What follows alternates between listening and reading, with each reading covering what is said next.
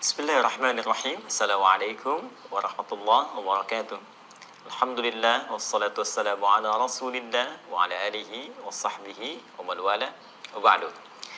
Saudara-saudariku, berjumpa kembali dalam sesi tanya jawab di permulaan bulan Dzulhijjah. Kita bermohon pada Allah Subhanahu wa taala semoga seluruh amal yang telah kita tenun sampai dengan hari ini dicintai oleh Allah Subhanahu wa taala, mendapatkan penerimaan terbaik dan tentunya juga mendapatkan penilaian ibadah sehingga memberatkan mizan kita saat kembali kepada Allah Subhanahu wa taala. Baik, sebelum kita lanjutkan diskusi, sedikit untuk evaluasi mengingat apa yang telah kita kerjakan di hari pertama dan tentunya kita berusaha menyempurnakan di hari yang kedua ini. Untuk itu, cek kembali catatan yang mungkin Anda boleh tuliskan di handphonenya atau di meja tempat kerja, ya.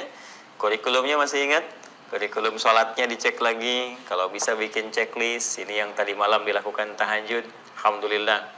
Yang belum apa? Duhanya sudah, ya, baca Al-Qur'annya, dan turunan-turunan amal yang biasa kita telah kerjakan, yang tentunya bisa diakumulasikan dalam puasa misalnya. Ya, saya sering katakan puasa itu bisa menarik amalan-amalan sunnah lain untuk dikerjakan dan sekaligus cara paling efektif untuk mencegah perbuatan maksiat. Ya, ini kalau para pelaku maksiat atau mungkin dalam satu sistem misalnya ya di lembaga pemasyarakatan tertentu yang muslimnya dilatih untuk berpuasa, nah ini kecenderungan untuk meninggalkan perbuatan maksiatnya itu lebih kuat insyaallah. Baik, mari kita kembali lanjutkan diskusi kita. Sampai hari ini kita cek dulu di pertanyaan yang teman-teman ajukan ya. Bismillahirrahmanirrahim. Baik, kita baca dulu. Mohon izin saya tidak bacakan nama yang menyampaikan, langsung ke pertanyaannya saja. Assalamualaikum warahmatullahi wabarakatuh. Waalaikumsalam warahmatullahi wabarakatuh. Ustaz, menyambung pertanyaan pertama tadi masalah potong kuku dan cukur seluruh rambut, itu berlaku untuk si ayah saja atau kami sekeluarga? Jazakallahu khairan Ustaz. Allah jazakum khairan, semoga Allah muliakan Anda. Terkait dengan larangan potong kuku dan juga mencukur rambut yang melekat di seluruh tubuh yang telah kita ulas di pertemuan lalu, itu mengikat pada sahibul kurban, ya, yang berkurban. Siapa yang berkurban itu yang diniatkan untuk kurbannya, ya, karena dalam hadis jelas terkait dengan masalah amal ini diikat dengan niat. Al-Bukhari nomor hadis yang pertama dari Abu Hafiz Umar bin Khattab radhiyallahu taala anhu, ya, anin Nabi sallallahu alaihi wasallam, dari Nabi sallallahu alaihi wasallam qala, beliau bersabda, innamal a'malu binniyat. Ya, sungguh setiap perbuatan kita itu diikat ketergantungannya berdasarkan niatnya. Maka saat Anda misalnya mengorbankan satu hewan tertentu, entah itu kambing misalnya, atau ikut ke sapi atau kerbau atau sejenisnya dari hewan ternak, maka niatnya diniatkan untuk siapa? Ya, misal Anda niatkan untuk pribadi misalnya kan, untuk si fulan misalnya kan, untuk Bapak Muhammad misalnya kan, maka yang tidak memotong kuku dan juga tidak mencukur rambut Pak Muhammad tadi sampai hewan kurbannya disembelih. Ingat ya, bukan sampai Idul Adha. Jadi kalau Idul Adhanya misalnya tahun ini jatuh pada hari Jumat ya di wilayah Indonesia, dan karena waktu yang sangat mepet hewan disembelih di hari Sabtu, maka kuku kalau ingin dipotong atau juga rambut nunggu sampai hewannya disembelih di hari Sabtunya. Ya, jadi bukan hari Jumatnya. Jadi kalau hari Jumat belum disembelih maka belum dipotong, Sabtunya dipotong. Jelas ya? Nah, tapi kalau Anda niatkan satu hewan untuk satu keluarga, dan ini boleh. Ya, ini boleh. Ingat, bahkan hadisnya ada. Nabi sallallahu alaihi wasallam itu pernah menyembelih hewan kurban, kemudian beliau berkata, Allahumma hadza min Muhammad wa ali Muhammad wa ummat Muhammad sallallahu alaihi wasallam. Ya Allah, mohon terima kurban ini, ya, untuk pribadinya Muhammad sallallahu alaihi wasallam, untuk keluarga besarnya Muhammad sallallahu alaihi wasallam, dan untuk umatnya Muhammad sallallahu alaihi wasallam yang selama hidupnya boleh jadi belum bisa kurban. Masya Allah ya, saking cintanya, pekanya perasaan Nabi dan sayang terhadap umatnya, itu Nabi sampai pikirin, ya, saking pentingnya kurban itu, Nabi sampai pikirkan, kalau ada umatku selama hidupnya belum mampu berikhtiar untuk kurban, ya Allah mohon terima Jadi sebagian kurban Nabi itu diniatkan untuk umat Nabi Muhammad SAW yang selama hidupnya belum mampu untuk berkurban. Tapi jangan jadikan ini sebagai sandaran bahwa saya nggak perlu kurban. Tidak, karena nanti ada ancaman. Ya, siapa yang punya kemampuan untuk berkurban sengaja tidak berkurban, maka tegas, fala yaqrabanna musallana, jangan sekali-kali mendekati tempat sholat kami. Yaitu sesuatu yang sangat tegas. Sampai karena ketegasan kalimat ini, Imam Abu Hanifah sampai mengatakan wajib hukumnya yang berkurban bagi orang yang punya kemampuan untuk bisa melakukannya dan tidak ada penghalang-penghalang yang lain. Walaupun jumhur ulama mengatakan ini menekankan kepada sunnah, ya, hukum kurbannya tetap sunnah, tapi celaannya tinggi dari Nabi SAW. Kembali kepada hadis yang awal tadi, dengan kalimat disebutkan, saya niatkan untuk satu keluarga. Ya, saya mau meniatkan keluarga untuk keluarga besar Bapak Hasan misalnya. Ya, maka siapa yang tidak potong kuku? Yang masuk ke dalam keluarga besar Bapak Hasan itu, ya, ibu Hasannya, ya, istrinya Pak Hasan misalnya, kemudian juga anaknya. Kalau anak ada 3, maka 3-tiganya nggak potong kuku, nggak mencukur rambut sampai dengan selesai hewan kurban disembelih. Jadi secara singkat bergantung kepada niatnya, diniatkan untuk siapa, maka dengan niat itu mencakup keseluruhan yang diniatkan, tidak memotong kuku dan tidak mencukur rambut yang melekati tubuh sampai hewan kurban disembelih, dengan hikmah yang kemarin telah saya utarakan. Semoga Allah berkenan mengampuni seluruh dosa-dosanya dari ujung rambut di kepala sampai dengan ujung kuku di jemari kaki. Wallahu ta'ala a'lam bissawab. Baik, kita lihat kembali. Bismillah. Assalamualaikum Ustaz. Waalaikumsalam warahmatullahi wabarakatuh. Izin bertanya. Baik, saya izinkan.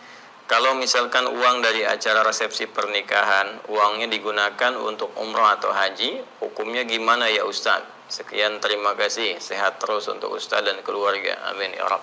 Semoga Allah sehatkan Anda, semoga Allah muliakan keluarga Anda jauh dari apa yang Allah muliakan kepada kami, dan semoga dengan itu kami diikutkan pada kemuliaan dimaksud.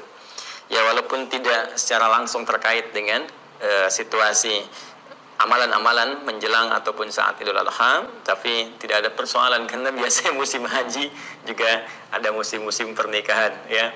Baik teman-teman sekalian, pertanyaannya boleh, tidak ada masalah. Ya, apakah uang hasil resepsi pernikahan digunakan untuk umrah atau haji, ya? Dialokasikan, hasilnya dikumpulkan, diniatkan untuk haji atau langsung disetorkan, ya, atau bahkan misalnya pendahuluan untuk umrah, sangat diperkenankan, boleh. Dan sangat mulia, dengan catatan pernikahan itu tentunya berlangsung dengan cara yang benar, ya, benar secara syariat. Awas, hati-hati, jangan sampai menikah sesama jenis misalnya, itu sangat dilarang, ya kan? Atau pernikahan-pernikahan yang diharamkan, ya, dengan syarat-syarat tertentu. Ingat, terpenuhi rukun, terpenuhi syarat, ada 2 orang saksi, ada wali, ada segala rupanya, dan tentunya ini telah terpenuhi semuanya insya Allah. Dan ini sangat mulia. Ya, jadi begitu sudah ada, Anda niatkan, suami istrinya berdoa, minta keridhaan Allah, kemudian berangkat bersama-sama dan di depan Ka'bah Al-Musyarrafah di Masjid Nabawi ketika ke Madinah bermohon kepada Allah Subhanahu wa taala agar hidup berumah tangganya dijaga dalam petunjuk Al-Quran, petunjuk Allah, dan dalam tuntunan Rasulullah hingga kembali menghadap Allah Subhanahu wa taala sebagai pasangan abadi di surga dengan izinnya. Itu sangat mulia dan biasanya sangat indah. Sangat indah, ya. Beberapa pengalaman itu dengan kawan-kawan yang baru menikah kemudian juga berangkat, itu lebih banyak bisa menguatkan jiwa dan memantapkan niat untuk hidup berumah tangga dengan lebih baik. Dan itu momen-momen yang bisa mengingatkan saat ada hal-hal mungkin yang diperselisihkan, terus ingat lagi, bisa kembali memperbaiki diri lagi. Allahu ta'ala alam bissawab. Baik, kita lanjutkan ya. Assalamualaikum Ustaz. Waalaikumsalam warahmatullahi wabarakatuh. Untuk distribusi daging kurban itu harus diberikan ke sesama muslim juga atau boleh ke tetangga non muslim? Mohon jawabannya. Kurban sangat luas teman-teman. Ya, kurban berbeda dengan alokasi zakat, misalnya yang spesifik dari zakat mal, ya, zakat fitri spesifik fakir dan miskin. Kurban sangat luas. Bahkan sahibul kurban itu dianjurkan menikmati bagian dari kurban itu untuk menunjukkan bukti syukurnya kepada Allah. Itu ada bagiannya untuk sahibul kurban. Bahkan ada yang terdekat dengan sahibul kurban dibagi tetangga-tetangga, ya. Kemudian juga ada prioritas dari kalangan fakir atau miskin yang dengan itu bisa mensupport kehidupan mereka. Ya, dekat, kalau dekat terpenuhi, semakin jauh lagi. Jangan tertukar. Sangat mulia kalau kita ingin berkorban di tempat yang jauh misalnya. Tapi perhatikan lingkungan kita tinggal dulu.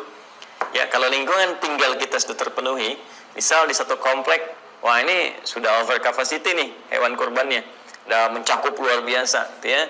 Di komplek dibutuhkan cukup 3 sapi, ya, tercukupi misalnya kan, apalagi yang membutuhkan sudah selesai, tiba-tiba yang kurban 30 sapi misalnya, atau Anda melihat, wah ini sudah kalkulasinya banyak, maka boleh yang kurban Anda misalnya di daerah tertentu yang lebih membutuhkan, ada yang bisa mendapati itu hanya setahun sekali bisa makan daging, menunggu hewan kurban, maka ini bisa diutamakan. Ketika Anda bagi itu, apakah hanya untuk muslim saja? Tidak, ya. Boleh Anda berikan untuk non-muslim.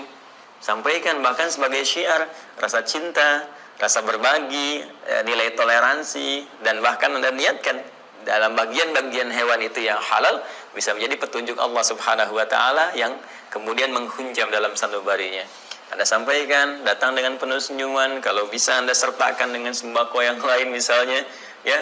Ketika ditanya, apa ini Pak? Wah, inilah yang diperintahkan oleh Al-Quran, oleh Nabi Muhammad SAW dalam hadisnya, supaya kita untuk saling berbagi dalam kehidupan yang bisa meringankan, ya, dan menyinergikan, dan serta hadir sifat saling membantu dalam kehidupan dunia khususnya dengan niat-niat yang baik. Jelas ya? Allah Ta'ala alam bisawab. Ya, kalau di Indonesia mungkin kelihatannya ya apa ya, banyaknya muslim, kan? Walaupun tidak menutup kemungkinan ada saudara-saudari kita sebangsa setanah air non muslim juga, tapi kan bagi yang tinggal di wilayah-wilayah luar Indonesia yang muslimnya sedikit, kan, minoritas, ya, misalnya kayak di Amerika, di Eropa secara umum, kan, dan juga negara-negara lain. Nah, boleh jadi ini bisa lebih bermanfaat, ya. Bismillah.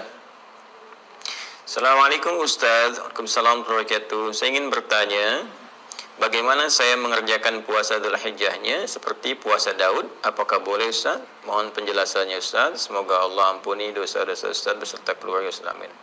Jazakumullah khair. Ya, semoga Allah ampuni dosa kita semua dan menggolongkan kita pada orang-orang yang baik di dalam pandangan Allah Subhanahu wa taala. Sangat boleh saudaraku. Boleh.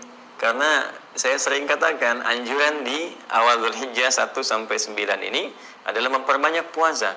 Memperbanyak, dan Masya Allah puasa Daud itu sangat luar biasa. Tingkat tertinggi dalam puasa sunnah yang bisa dikerjakan. Artinya sehari puasa, sehari tidak, sehari puasa, sehari tidak. Nah, hanya begini, khusus untuk spesifik awal Dzulhijjah ini juga ajakannya bisa lebih tinggi daripada itu dengan momentum yang tertentu, ya. Kalau puasa Daud kan tidak mengikat waktu, artinya di bulan apa saja bisa, kecuali Ramadan dia berhenti, kan. Nah, 9 Dzulhijjah ini bahkan bisa menjadi tinggi dan istimewa karena satu terjadi di Dzulhijjah saja. Yang kedua, dia bisa beruntun sampai 9-nya. Karena itu ada hadis yang meriwayatkan karena Rasulullah SAW yasumu tis'an di Dzulhijjah, adalah Rasulullah SAW beliau berpuasa yang ada yang mengartikan selama 9 hari. Ya, 9 hari di awal bulan Dzulhijjah 1 sampai dengan tanggal 9. Nggak nyampe 10 ya. Ya, nggak nyampe 10. Jadi jangan terlampau soleh gitu. Yang 10 itu nggak boleh, hari ke-10 itu haram hukumnya. Adapun ada redaksi yang menyebutkan 10, memang ada. Tapi yang dimaksud hari ke-10 ini bukan puasa niat puasa, bukan. Yang dimaksud menahan sementara waktu setelah sholat subuh sampai sholat id. Sunnahnya nggak makan dulu. Ya, nggak makan, menahan itu bahasa Arab standarnya itu imsak, itu siam. Tapi yang dimaksud bukan siam yang punya ketentuan. Jadi saum secara umum. Artinya apa? Artinya tahan dulu, jangan makan dulu. Beda dengan Idul Fitri. Idul Fitri setelah subuh makan, ya, untuk menunjukkan puasa telah selesai. Kemudian masuk Idul Fitri salatnya. Idul Adha tidak. Tahan dulu sebentar, jangan dulu makan, sholat dulu, selesai itu, kemudian pulangnya baru sunnahnya makan. Atau kalau bisa makanan pertama dari hewan yang disembelih telah dimasak dan dikonsumsi kemudian dari itu. Itu turunannya. Jadi kalau Anda mau naikkan levelnya, boleh bahkan puasa selama 9 hari berturut-turut. Ya. Dan kasus kedua, kalau mau tetap yang puasa Daudnya, boleh, silahkan. Rumus puasa Daud digunakan dengan niat puasa awal Dzulhijjah. Nah, cuma nanti kalau misalnya pas hari Kamis, ya, nanti ya, tanggal 9 bertepatan. Jadi Jumat 10 Dzulhijjah, insya Allah bersamaan dengan 31 Juli tahun ini 2020, Kamisnya tanggal 9 Dzulhijjah bersamaan dengan 30 Juli ya 2020. Saya sarankan kalau misalnya menggunakan rumus puasa Daud, misal jatuh Rabu puasa, Kamis kan tidak. Nah, saya sarankan Kamis tetap puasa karena Kamis itu spesial masuk hari Arafah. Puasanya pun puasa Arafah dengan hikmah yang telah kami sampaikan.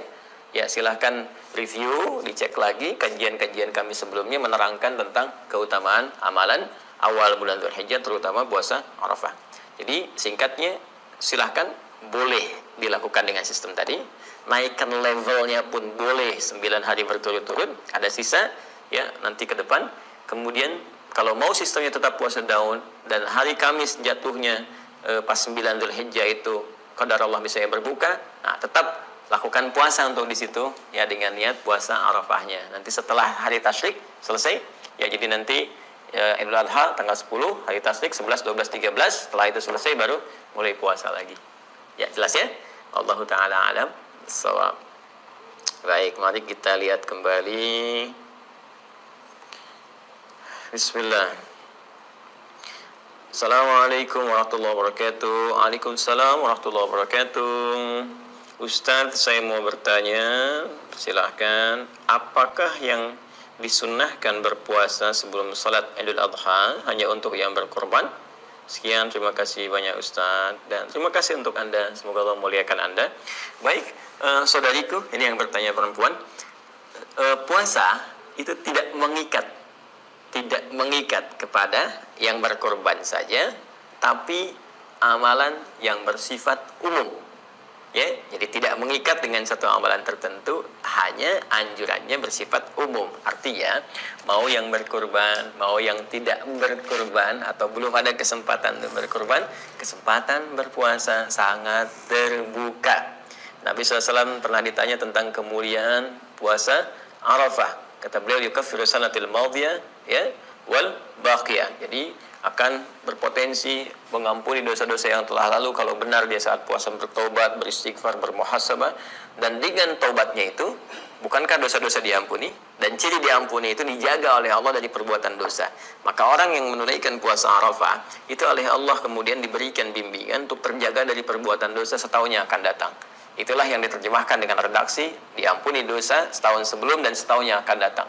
Di cara memahami yang akan datang itu bukan berarti udah otomatis diampuni sehingga ada gambaran yang keliru. Karena diampuni bebaslah, mau korupsi, mau ngambil, mau nyuri, tidak. Tetap itu menunjukkan puasa Arafahnya nggak berhasil. Ya, kalau orang tetap berbuat maksiat setelah itu dan sengaja dilakukan, ya, itu menunjukkan ada yang tidak berhasil dalam puasanya. Jadi saya katakan tetap menunaikan puasa dianjurkan, dan semoga Allah limpahkan pahala dan berikan kemampuan kepada kita untuk berkorban. Allah Ta'ala alam bissawab. Baik, selanjutnya. Assalamualaikum Ustaz, Assalamualaikum warahmatullahi wabarakatuh. Jazakallah atas ilmunya. Semoga Allah muliakan Anda dan kita bersyukur kepada Allah. Begini, saya mohon izin sebelum saya bacakan pertanyaannya. Apa yang saya uraikan itu punya dua kemungkinan. Ya, bisa ada nilai kebenaran di situ, bisa mungkin keliru. Jadi Anda boleh bandingkan lagi dengan pendapat-pendapat ulama, rujuk lagi, dan saya sarankan juga coba lihat misalnya di MUI seperti apa, itu kan ada kumpulan-kumpulan ulama ya dan sebagainya. Saya ini masih pembelajar, jadi kalau misalnya ada yang benar sesuai dengan ketentuan Rasulullah SAW, dari Al-Qurannya juga ada petunjuknya, dan ini yang coba saya ikuti kan, dengan keterangan ulama-ulama pewaris Nabi. Nah, dari situ silahkan amalkan. Tapi kalau Anda ragu, cek lagi pendapat ulama-ulama yang lain ya. Dan jika banyak jumhur mengatakan demikian, bukan perkara khilaf ya, tapi perkara-perkara yang dibenarkan. Kalau khilaf itu bisa pilihan. Dan biasanya kalau manhaj saya tidak memaksakan. Ya, jadi kalau ada beberapa pilihan, ini loh, bismillah ada 4 cara. Ada jahar, ada sir, ada nggak baca sama sekali, baca rakaat pertama, selanjutnya nggak baca. Hadisnya banyak. Maka saya akan buka semuanya dan saya terangkan, ini loh, seperti ini, hikmahnya begini, Anda silahkan pilih. Ya, karena dalam agama ada kaidah ketat, la ikraha fiddin, nggak boleh paksa. Ya, ini bisa dua hal, bisa untuk non-muslim, kalau ingin masuk Islam jangan dipaksa, atau untuk orang Islam sendiri, ya, yang ada peluang bagi mereka untuk memudahkan. Dia mudahnya di sini, kenapa Anda paksa dia kepada yang lain? Termasuk ketika bermadzhab, Anda masuk ke wilayah orang yang sudah kunut atau baca bismillah dengan jahar, lalu Anda mengamalkan yang tidak kunut dan tidak jahar, jangan paksa orang untuk pindah. Nggak boleh, karena dia sudah dalam kebiasaannya, sudah bermadzhab di situ. Justru Anda yang belajar mazhab dia, kemudian pimpin dalam sholat seperti dia menunaikannya, supaya tidak merubah kebiasaan dan menjadikan kesulitan, sepanjang itu ada dalil kebenarannya. Jelas ya? Nah, ini di fikih. Fikih itu unik gitu ya, unik. Mohon izin kita lanjutkan ya. Jadi mohon maaf teman-teman, kadang-kadang yang seperti itu muncul, terus ada pengayaan yang mungkin bermanfaat. Pertanyaannya, mohon maaf Ustaz, saya ingin bertanya, jika masih punya hutang puasa dan tidak cukup untuk melaksanakan puasa Arafah, apakah harus mengqadha terlebih dahulu atau puasa Arafah? Saya secara pribadi lebih cenderung untuk mengqadha dulu, niat qadha puasa yang Ramadan yang belum ditunaikan. Karena qadha itu sifatnya wajib ditunaikan, ya. Karena mengganti yang wajib, dia jadi hukum wajib. Hanya kewajibannya luas terbentang dari mulai pasca Ramadan, ya, jadi setelah satu Syawal haram hukumnya puasa karena Idul Fitri. Setelah itu terbentang sampai masuk lagi akhir Sya'ban menjelang ke Ramadan, yang kalau ada di tengah-tengahnya hari tertentu nggak boleh puasa, di situ saja nggak boleh puasa, seperti Idul Adha tanggal 10 Dzulhijjah, kan? Nah, kemudian yang lain-lainnya terbentang sampai dengan masuk akhir bulan Sya'ban. Ada memang yang berpendapat begini, karena luas terbentang, ya nggak apa-apa kalau mau menunaikan puasa sunnah tertentu yang jatuh waktunya hari tertentu saja. Seperti puasa Arafah misalnya tanggal 9, ya niatnya puasa Arafah dulu saja. Kan nanti hari selanjutnya masih ada hari panjang ya, untuk menggantinya. Ada yang berpendapat demikian dari kalangan ulama. Tapi saya secara pribadi itu lebih cenderung untuk mengutamakan yang wajib dulu. Karena begini, kita melihat ada bentangan kesempatan puasa betul. Tapi kan kematian itu nggak bisa ditentukan. Ya, kita nggak bisa menentukan kapan wafat. Kematian itu terjadi, sifatnya gaib, terserah Allah. Ya, mau kemana dan kapan waktunya itu terjadi. Yaitu ada di Quran surah ke-31 Luqman ayat yang ke-34. Ya, innallaha 'indahu 'ilmus sa'ah wa yunazzilul ghaits wa ya'lamu ma fil arham wa ma tadri nafsun madza taksimu ghadan wa ma tadri nafsun bi ayyi ardin tamut. Ya, bagian yang terakhir dari segala hal yang Allah ketahui, 5 itu sifatnya prerogatif. Di semua Allah mengetahui tentang kehidupan kita sebelum, sedang, dan akan terjadi. Semua Allah Maha tahu. Ya, dari sekian banyak itu, ya ada yang jadi hak prerogatif Allah. 5 hal. Satu, pengetahuan tentang terjadinya kiamat, itu hanya milik Allah, nggak dibagi kepada siapapun. Ya, detiknya, menitnya, jamnya spesifik. Kemudian segala hal yang ditetapkan di dalam rahim ibunda, ya, segala hal tentang qadanya, kadarnya, dan sebagainya, ya. Kemudian juga tentang menurunkan, mengatur cuaca, karena itu tidak ada kepastian cuaca, yang ada perakiraan cuaca. Apa yang akan terjadi kemudian, ya kita nggak tahu, bahkan semenit apa yang akan terjadi ini setelah ini, ya. Yang terakhir, kapan dan di mana kita wafat. Nah, karena kita tidak bisa menduga kapan di mana kita wafat, maka kita harus mengerjakan amalan prioritas dalam hidup. Karena itu kalau ada yang nggak penting, nggak usah dikerjain, ya. Apa-apa yang nggak penting dalam hidup kita sisihkan, ambil yang pentingnya. Nah, itu nanti ada amalan prioritas. Dan kalau ada sama-sama penting, cari yang paling prioritas. Di hukum kan saya pernah ajarkan, ada 5 turunan kan. Ambil dari tengah dulu mubah, tarik ke kanan sunnah, tarik ke kanan lagi wajib. Antara sunnah dengan wajib, sunnah muakkadah. Tarik ke kiri makruh, ke kiri lagi haram. Dari sini tinggal beginikan saja. Puasa Arafah yang mana nih? Oh, yang ini sunnah. Sunnahnya tengah-tengah muakkadah, tapi ada utang yang wajib. Maka karena ini prioritas, dahulukan dulu niatnya untuk yang wajib. Kalaupun kita niatkan untuk yang wajib, tapi punya keinginan kuat untuk mengerjakan Arafah dan tak mampu mengerjakannya karena alasan tertentu yang dibenarkan secara syar'i, itu bisa berpeluang mendapatkan pahala juga dari puasa Arafah, walaupun niat kita untuk yang siam Ramadannya sebagai qadha. Apa dalilnya? Jelas. Kalimat Nabi di Al-Bukhari itu riwayat sahabat Abu Hurairah radhiyallahu taala anhu. Idza maridal 'abdu aw safar kutiba lahu mithla ma kana 'alaihi muqima sahihah. Jika seorang hamba sakit atau ada uzur tertentu seperti orang sakit atau bahkan safar, enggak mampu mengerjakan amalan rutin yang biasa dia kerjakan. Ya, Ramadan itu rutin dia kerjakan, enggak mampu dia lakukan. Ya, karena kondisi tertentu, pernah haid dan sebagainya, diqadha. Terus pas bagian qadanya masuk waktu Arafah, padahal dia pun rutin Arafah di waktu sebelumnya. Karena nggak bisa dikerjakan, karena mengqadha puasa Ramadan, maka Arafahnya pun tetap dapat bagian sepanjang ada keinginan kuat untuk mengerjakan, tapi harus melakukan amalan yang lebih utama.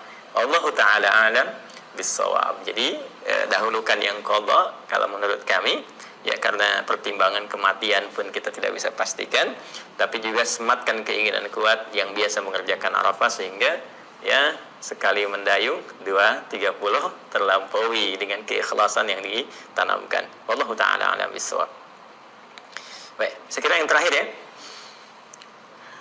Bismillah. Assalamualaikum warahmatullahi wabarakatuh. Waalaikumsalam warahmatullahi wabarakatuh. Ustaz, mohon keterangannya sehubungan dengan hadis yang diriwayatkan oleh Ibnu Abbas radhiyallahu taala anhuma bahwa Rasulullah SAW bersabda. Oh, Anda nggak cantumkan hadisnya, Anda hanya cantumkan keterangan aja nih. Hari 1 bulan Dzulhijjah adalah hari di mana Allah Subhanahu wa taala mengampuni dosanya Nabi Adam salam. Barang siapa berpuasa pada hari tersebut, Allah Subhanahu wa taala akan mengampuni segala dosanya. Hari 2 bulan Dzulhijjah adalah hari di mana Allah Subhanahu wa taala mengabulkan doa Nabi Yunus salam dengan mengeluarkan dari perut ikan. Barang siapa berpuasa pada hari itu seolah-olah telah beribadah selama 1 tahun penuh tanpa berbuat maksiat sekejap pun. Hari ketiga, hari keempat, demikian seterusnya. Saya tidak pernah mendapati ini. Ya, yang hadis dari riwayat Ibnu Abbas itu radhiyallahu taala anhuma, ya, dari Nabi sallallahu alaihi wasallam tercantum di Al-Bukhari yang kemarin saya bacakan, nomor hadis 583. Kalimatnya sederhana, ma min ayyamin al-amalu salihu fiha ahabbu ila Allah min hadhil ayyam al-ashr.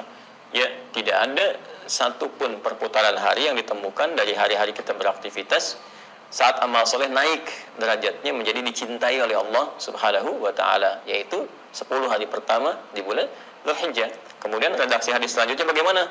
Ya, kalau ya mereka para sahabat mengklarifikasi kepada Nabi, walal jihadu fi sabilillah, apakah jihad fi sabilillah enggak mampu menandingi amalan ini yang dikerjakan di 10 hari awal bulan Dzulhijjah? Kata Nabi, walal jihadu fi sabilillah, bahkan jihad fi sabilillah secara umum tak mampu menandingi amalan-amalan di awal bulan Dzulhijjah di 10 hari ini.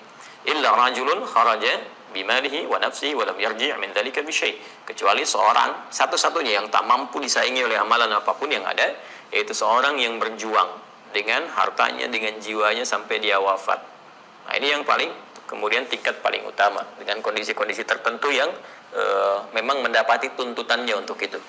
Nah, ini luas, bukan hanya di medan perang ketika ada tuntutan misalnya, tapi juga di medan juang dengan pengetahuan. Ada ya dai yang dia sampai ke pelosok, masya Allah, kalau bisa tuh ada sistem ya. Saya dulu tuh waktu kecil masih ingat sekali suka dibawa juga ya oleh paman, ada Wa tuh kakaknya ibu ya, jadi suka ditunjukkan ada dai-dai dari pelosok-pelosok yang soan dengan ke rumah, ditunjukkan nih dari mana, ini yang dari di Papua, ini yang dari Kalimantan, ini dari apa, dan masya Allah tulus ikhlasnya luar biasa.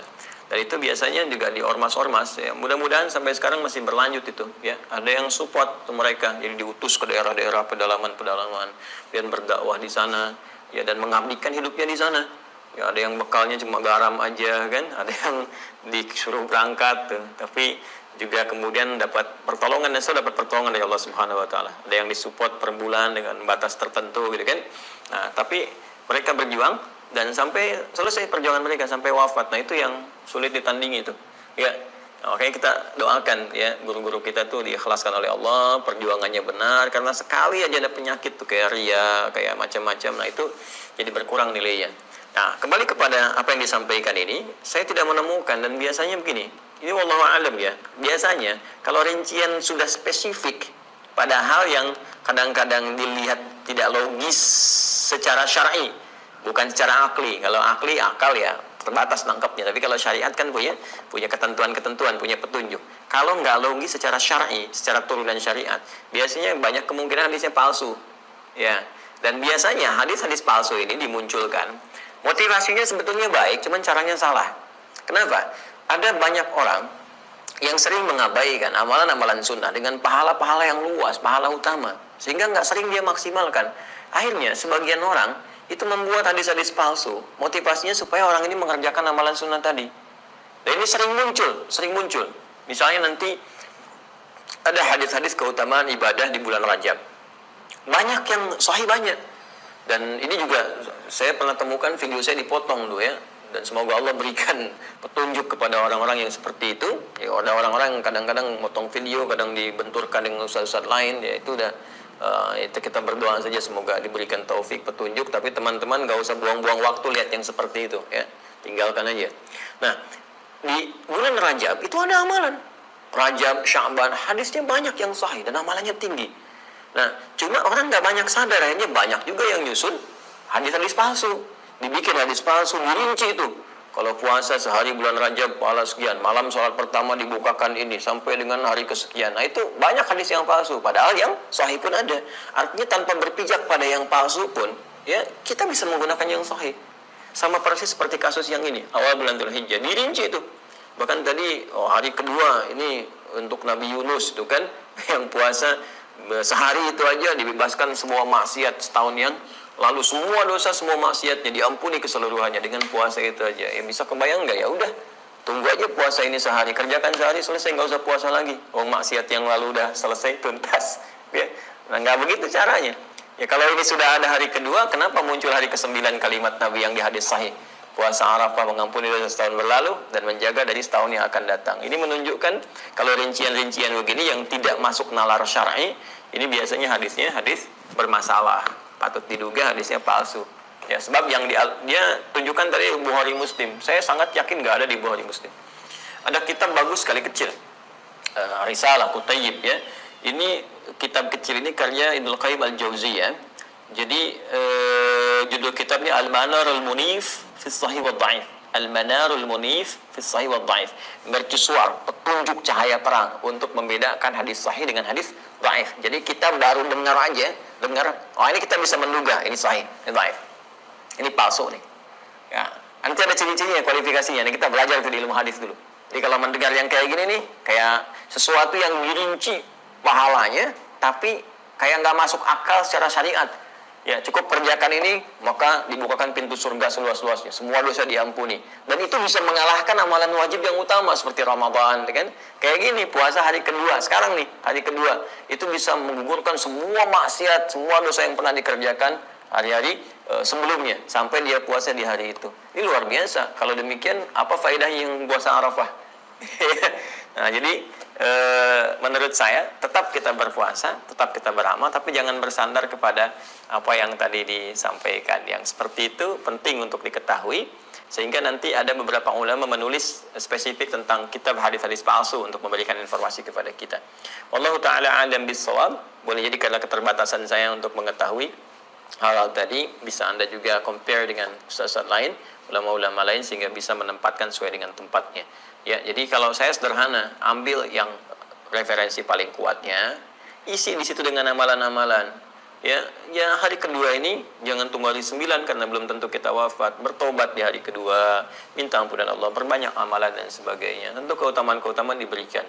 Dan dengan itu tidak menggantungkan kepada keterangan yang bermasalah. Sekira demikian teman-teman, Allah Ta'ala a'lam bis-shawab. Semoga Allah muliakan kita semua. Berjumpa malam nanti dalam live di Aqsa Al-Quran Sunnah Solution, insyaallah, ya, spesifik untuk membahas makna ayat-ayat Al-Quran sesuai dengan keterangan para ulama kita yang merujuk pada petunjuk Rasulullah SAW. Selamat beramal saleh, saling mendoakan dan menguatkan. Semoga Allah ridhai kita semua. Subhanakallahumma bihamdika asyhadu an la ilaha illa anta astaghfiruka wa atubu ilaik wa akhiru da'wana alhamdulillahi rabbil alamin. Assalamualaikum warahmatullahi wabarakatuh.